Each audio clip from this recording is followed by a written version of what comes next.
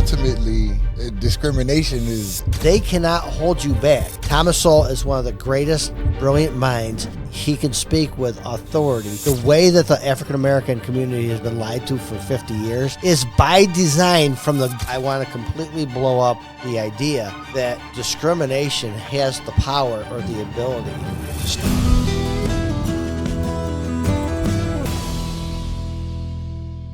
Welcome back, everybody. My name is Steve Buck, and I am your host of the Dream Life Podcast. And my co-host is my good friend, Gabie.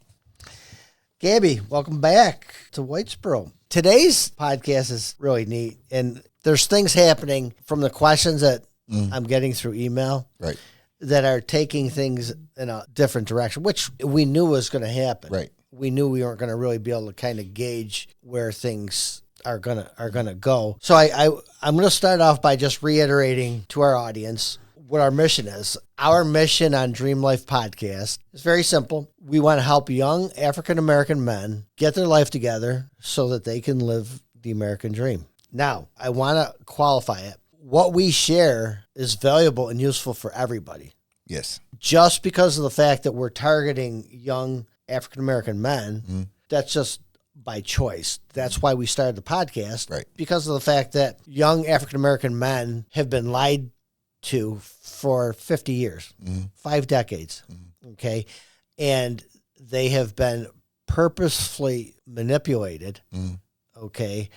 And we're going to break that bondage. We're going to break that cycle. Okay. So that's our mission. If you want to contact us through email, if you got questions that you want to send in, our email address is posted here. You can also, if you believe in what we're doing, you can help us out. And on our website, there's information there that tell you how you can help. So if you like what we're doing and you want to help, by all means, help us out. So these questions that come in, and not so much the questions that are coming in, but the way that they're posed, and it really, I really have to think about the answer to them. Okay, right.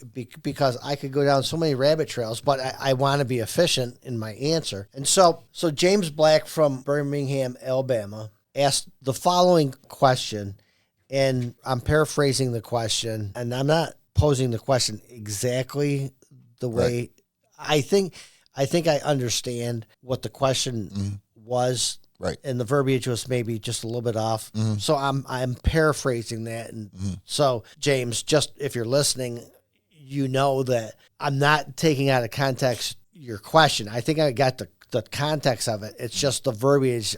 I think I would have communicated it just a little bit different. So I just want to qualify that. So the question that he asked was, how, as a young black man, especially in an area where he sees more discrimination than he might in Buffalo, New York, or Utica or Whitesboro. And basically, how can young men overcome discrimination? That opened up a whole episode of, as a young black man, how do you deal with discrimination? And it's a tough one. It is. I got some stories with that. well, because of the fact that, is there discrimination? Absolutely. Okay. Different levels. Yes. And that's what I want to talk about today is discrimination in the different types and the different levels of discrimination. So, James, the one thing that I want to communicate to you and our audience is the fact that if you think that discrimination is what's going to stop you from living the American dream, you could not be more wrong than that. There are way, way, way too many successful African Americans, okay, who are living the American dream, despite any discrimination that they came across. The hold downs, all of that. That's right.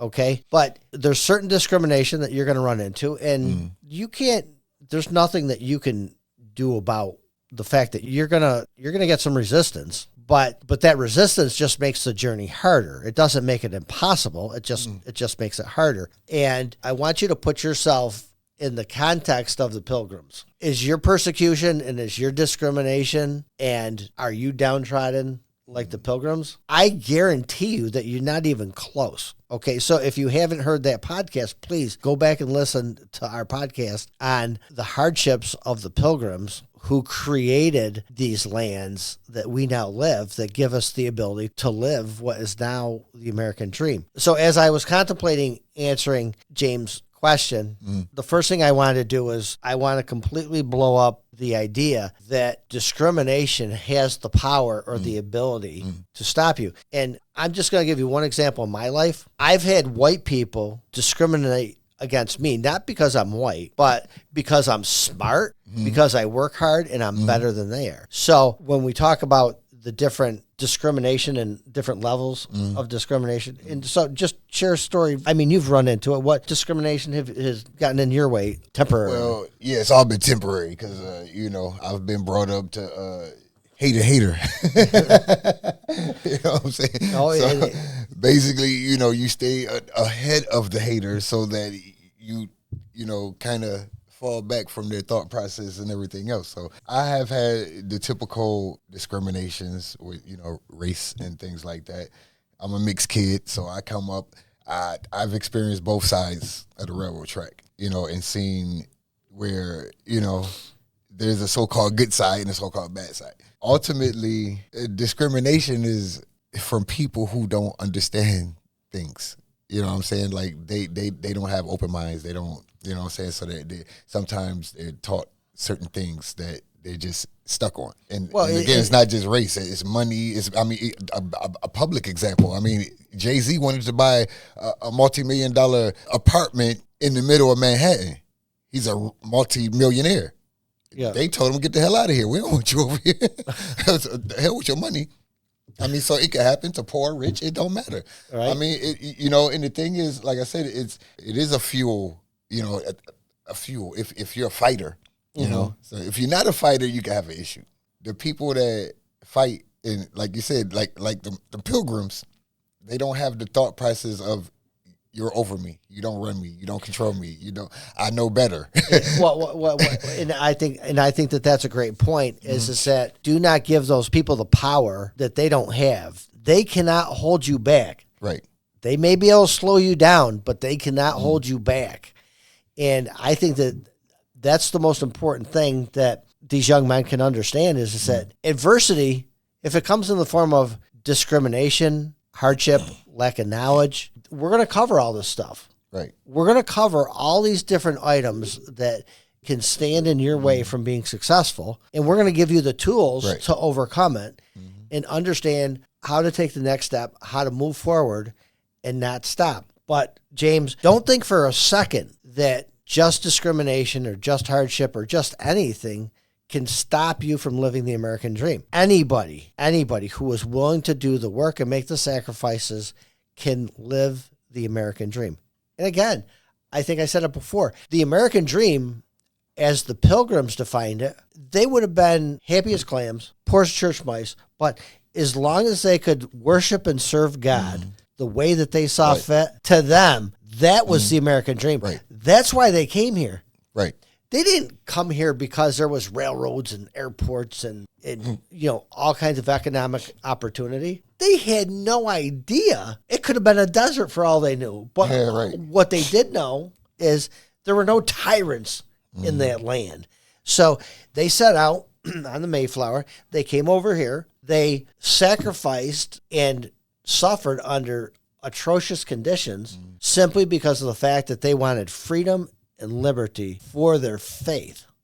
Now, the benefit of prosperity and all the other good stuff that comes with the American dream is all great, but the foundation of it is freedom of religion, freedom to worship your God the way that you want, in the fashion that you want, believing in the truth of the gospel without getting killed, without getting killed or without being thrown in jail, because of your faith. So discrimination, hardship, none of that stuff can stop you. And so Thomas Sowell, I believe he's a professor I believe at Stanford out in California. He's an African-American man who can speak with authority on the subject. And so what we're going to do right now is we're going to place a documentary interview with him, and I'm going to comment as we go through because this interview of Mr. Soul speaks to many of these issues that are closely tied into discrimination and how and what the average African-American male is feeling. And he does a brilliant job, much better job than I could do, and do it with authority because he's lived it. Right. So we're going to break away right now and begin this video with Professor Thomas Sowell from Stanford, and we will start right now. It happens to me all the time, and it happened just this week. A young person I'd never met introduced himself to me and said that when he saw our guest today on an earlier episode of this program, he felt he was seeing a man who knew how to think. Dr. Thomas Sowell on Uncommon Knowledge now.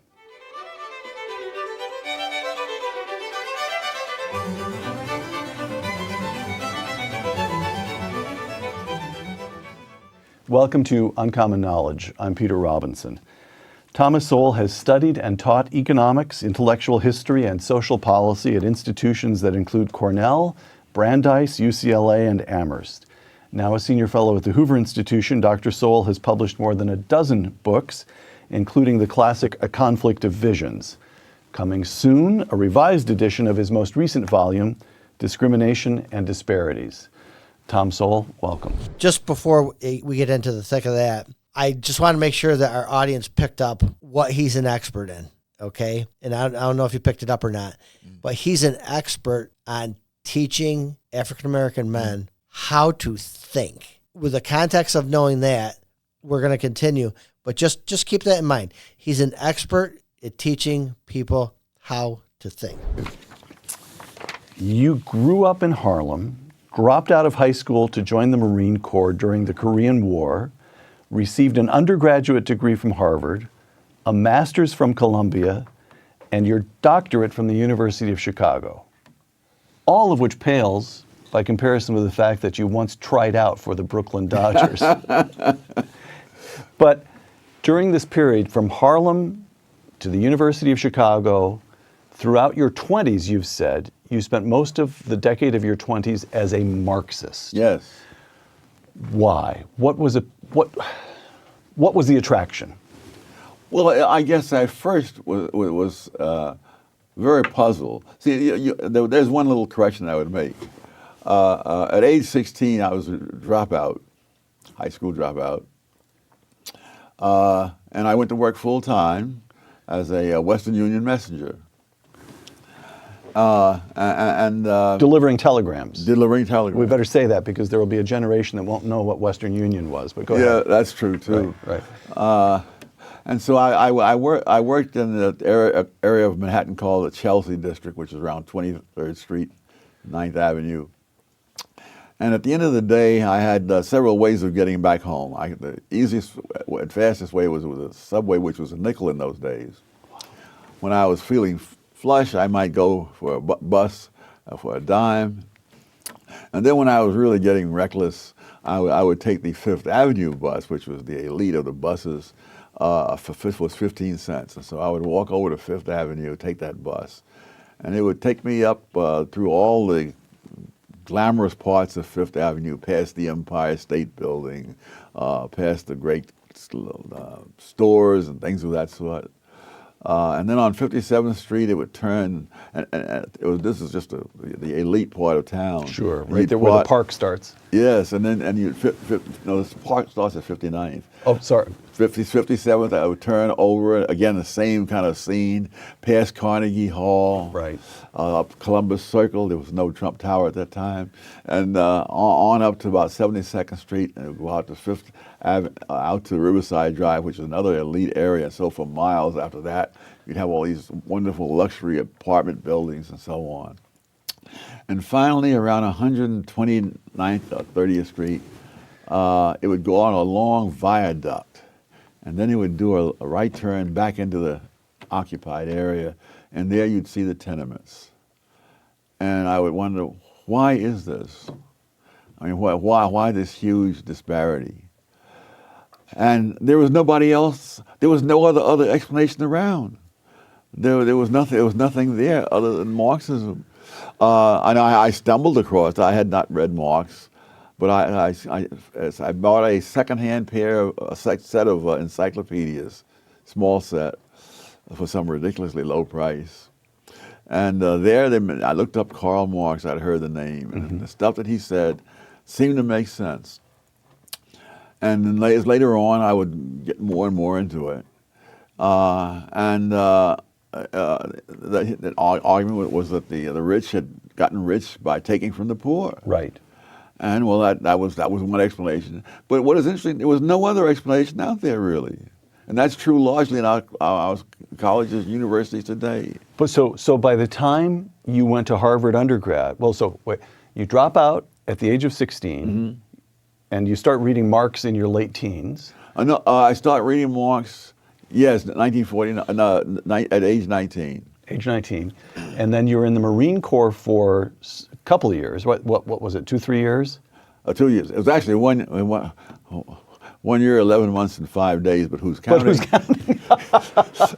All right, so by the time you went to Harvard, you had already become intellectually engaged with Marxism. Yes. And Harvard didn't talk you out of it. I'm going to stop there just to make a couple comments. One of the reasons I like Thomas Sowell in his commentary is because he's gone full spectrum.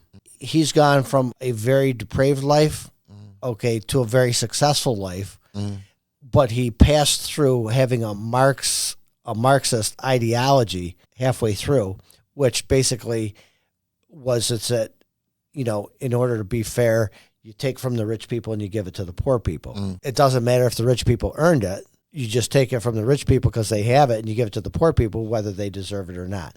I just want to make that comment. So we'll continue on. And the study of economics at Harvard didn't talk you out of it, nor did getting a master's at Columbia, nor did getting a doctorate at Chicago dissuade you from Marxism. Is that? And you studied with Milton Friedman of all people. How could you have sat in Milton Friedman's classroom and remained a Marxist? Some people are just stubborn. But what really changed me was not the University of Chicago. It was my first job working in a professional capacity for the government. I was a summer intern. This is after Chicago? Or No, while I was still a graduate student. Got it. And so during the summer vacation, I worked in the U.S. Department of Labor, and I began to realize, from a number of things, that the government is not simply the personification of the general will like Rousseau or others. The government is an the government institutions have their own institutional interests. One involved the minimum wage law. I was a big supporter of that. But I also knew that there was an argument that minimum wage laws simply priced low-wage workers out of a job. And my first assignment dealt with minimum wages in Puerto Rico. And as I looked at the numbers, I would see as they would jack up the minimum wages, the number of jobs would go down and so forth. But there were two explanations. One was that of the economists, that you priced the people out of a job. And the other was that there were hurricanes that had come to Puerto Rico, you see, during the sugar harvesting. And I was studying the sugar industry, and therefore it destroyed a lot of the crop. Therefore, you wouldn't hire as many workers. Now, in Chicago, I had been taught that if there are two different theories, there should be some empirical evidence and principle that could distinguish what would happen under one theory from what would happen under the other. Right. And so I wrestled with that for most of the summer. And one morning I came in and I said, I got it. What we need are data on the amount of sugar cane standing in the fields before the hurricane struck. And as I waited for the congratulations, I could see stricken looks around me in the room. Like, this guy has stumbled on something that will ruin us all. You know? And they said, well, we don't have those data. I said, oh, I'll bet the Department of Agriculture has it. And he said, well, but that doesn't mean we have it. Quick comment here. You notice that as part of learning how to think, he's not taking anybody's word for it. You know, he's read Marxist, ideology and everything. Okay, but he's thinking for himself, and he's looking for what he calls empirical data, which is data that you can't argue with. It's just numbers. It's like math. 1 + 1 is 2. Okay. And so as you're learning how to think, just don't believe what people tell you. Look at the data. And that's what he's telling us right here. I'll continue on. You'd have to have a request go up the chain of command to the Secretary of Labor.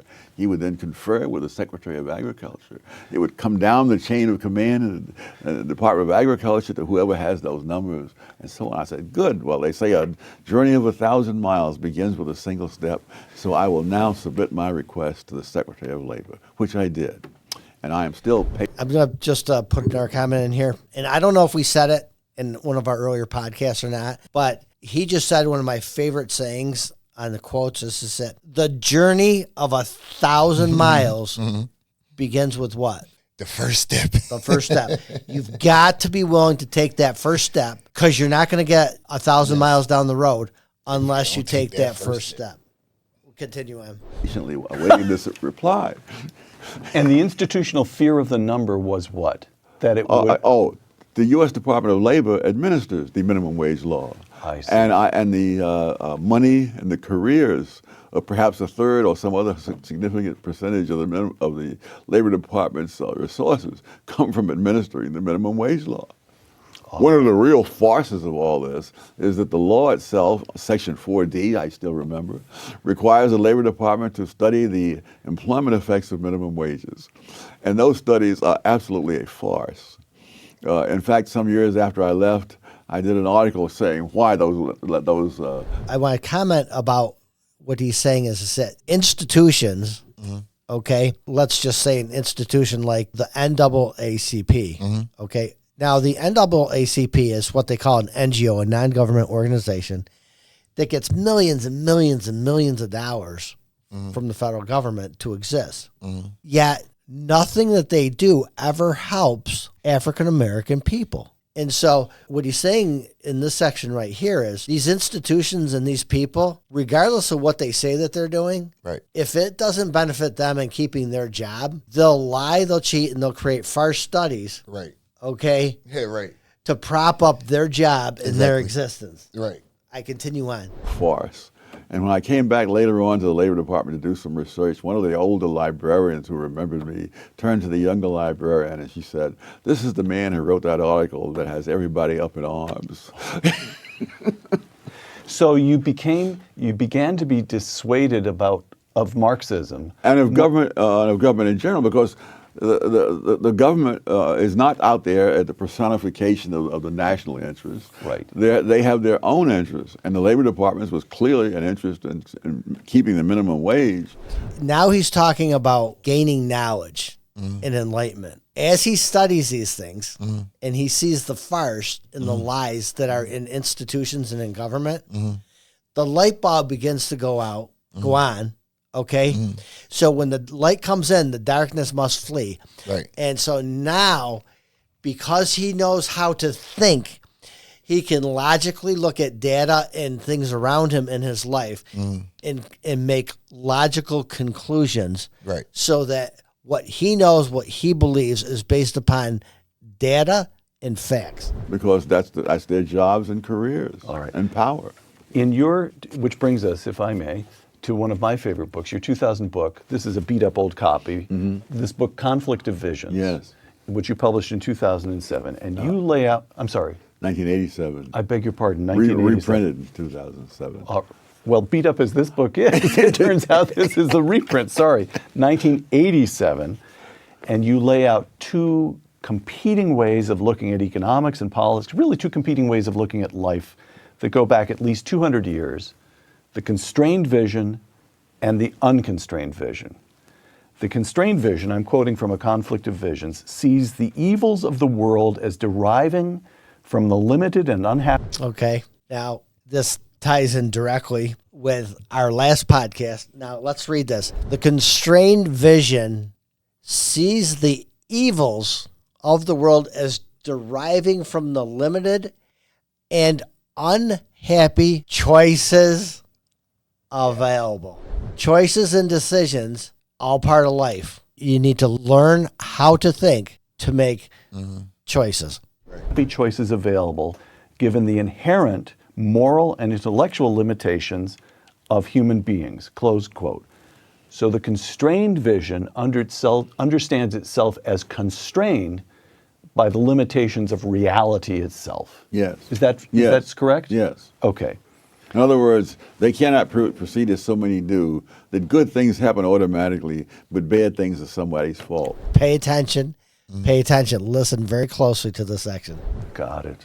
Got it. And then to continue here, the constrained vision, again, quoting from A Conflict of Visions, for the amelioration, improvement of the human condition, the constrained vision relies on certain social processes such as moral traditions, the marketplace, or families, not government. So explain that. Why do we rely on processes rather than the will of the people instituting changes to improve our condition? The reason that this is so significant is because of the fact that the way that the African American community has been lied to for 50 years is by design from the government, that it was supposed to serve its people. And he's explaining exactly how and why. Right. We continue on. Well, it doesn't ignore government. Even for the market to work, you have to have a government. As Europe discovered when the Roman Empire collapsed, and the economies collapsed also. But I guess one of the reasons would be that with the government, you have surrogate decision makers, and they cannot possibly know as much. Okay. Now, you notice he mentioned how that the Roman Empire had fallen. In 2024, we are going to see that exact collapse of the world order, the new world order that's been in existence for a few hundred years. We're going to see economic collapse, but that economic collapse is going to bring forth freedom, liberty, and prosperity like we've never seen before. And that's why I want all these young men to be ready to receive it, because the Roman Empire is about to fall again. As the individuals whose personal decisions have been preempted. I see. All right, which brings us to the unconstrained vision. When, again, I'm quoting you, when Rousseau said that man is born free but everywhere in chains, he expressed the essence of the unconstrained vision, in which the fundamental problem is not nature. Comment again. Look at this. He expresses the essence of the unconstrained vision, which the fundamental problem is not nature or man, but institutions. So all these institutions who say that they're there to help you, Right. it's a lie. Right. Okay. And by design, the African American male community has been held in chains, just like he said, okay, by dependency upon the government. You don't need to depend upon the government for nothing. Right. God meant you to be free. Right. And if you want to be free, you'll be free indeed. Or man, but institutions. Yes. Would you explain that one? Well, he has the notion that, again, that good things happen naturally. And if they're bad things, it's because institutions, including civilization itself, have made these bad things happen. And of course, and I think that's really the implicit assumption behind a lot of things that are said on the left today. And why in my most recent book I go to a lot of trouble to show that in nature there's nothing resembling equal opportunity. That wherever you look around the country, around the world, you find people who live up in the mountains, poor and backwards, even in the richest countries. Including the United States. I believe the poorest country in the United States, county rather, was in a mountain community, which was almost 100% white. Somewhere in Appalachia, West Virginia, Southern Ohio. Right. Yes. And that men in that county had a life expectancy 10 years less than men in a county in Virginia. And the unconstrained vision says, let's fix that. Surely we can pass a law that would improve that. And the constrained vision says, well, now wait a moment. If people who live in isolated pockets in mountains are poor and backwards all around the world, and we see this pattern over and over and over again, maybe there's something very deeply rooted in reality about that that's hard for us to get at. Correct? Yes. All right. So in the book, A Conflict of Visions, you're very dispassionate and very analytical, and you lay out the unconstrained vision, and you lay out the constrained vision, and you don't really come out blazing in favor of one or the other. No, that is not a book meant to show that one vision is better than the other. It's there to show you what they are and what you're assuming if you go one direction or another. Okay. I'm going to end it at that portion, although I encourage everybody to finish watching this. I pulled this up just to demonstrate to our audience, okay? This gives a good foundation on how to think and how to look at things and how to analyze them. Right. But the one thing that he discovered, okay, is the fact that the government and the institutions are a farce. Right. And that's what I want to get through to our audience, is the fact that, James, you're sitting there in Birmingham, Alabama. Do not believe the farce and the nonsense that the institutions and the discrimination or other people can keep you down. Those people can't keep you down. They can only slow you down.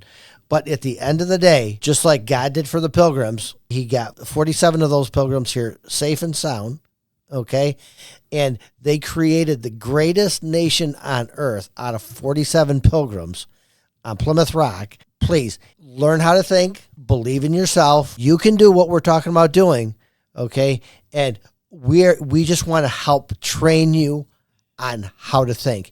And Thomas Sowell is one of the greatest brilliant minds, and he can speak with authority. I love all of his teachings, and they're sound. So again, I encourage everybody, watch a lot of his stuff. You'll learn immense life lessons that will continue to help you every day for the rest of your life. So with that, I just want to close with this idea, Gabie, that the major thing that we're doing here is we want to give people the knowledge and the encouragement and the faith to say, I can do it. Right. And I'm not going to let anybody hold me back. Again, we're going to drop back to this idea that if the pilgrims lived the American dream, which they did, they got their religious freedom. Everybody needs to define for themselves, what is my vision? What's my definition of living the American dream? With that, I'll close. And thank you, everybody, for joining us. We appreciate you tuning in. Please spread the word. Tell your friends and family, and we will see you again soon.